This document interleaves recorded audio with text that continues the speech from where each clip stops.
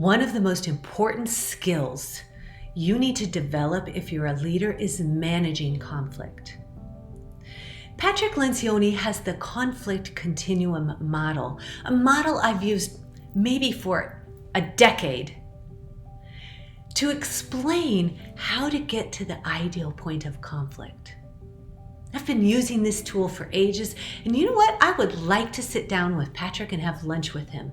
And I'd like to say, Pat, I think you missed the boat on this. So the conflict continuum looks like this. The ideal point of conflict is in the center. And he proposes that on the one side, it is positive or constructive to relationship to the end of artificial harmony. And on the other side, he has being mean or cruel or mean-spirited, and that this whole side is destructive to relationship. And you know what? I don't agree.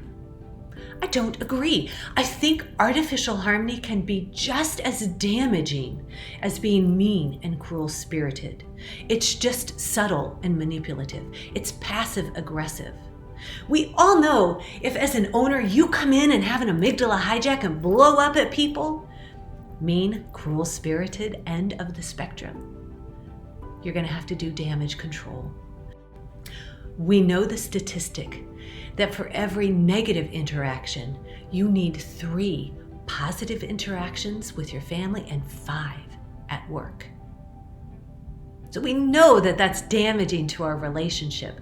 But I actually don't think it's accurate to say artificial harmony is positive. Because I'm working with a company right now, and they're struggling with a team that won't say the truth. The culture is one of artificial harmony.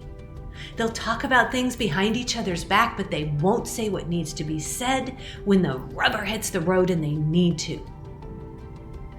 So the artificial harmony ends up being very insidious. So I actually think it should be read on both ends of this spectrum.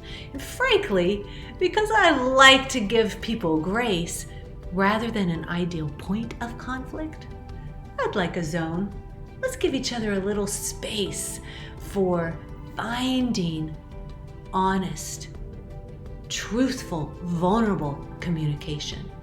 That might not be a point in my book. That may be a little bit of a zone. The real trick is how to pull you and your team out of the edges of the continuum into the center.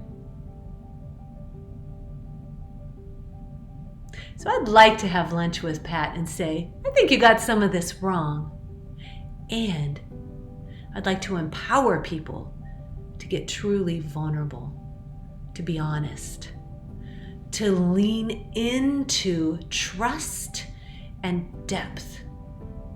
Because that's where the gold is in your company and with your team. Establishing open, honest communication. And you do that by avoiding either end. At least that's what I believe. What do you think?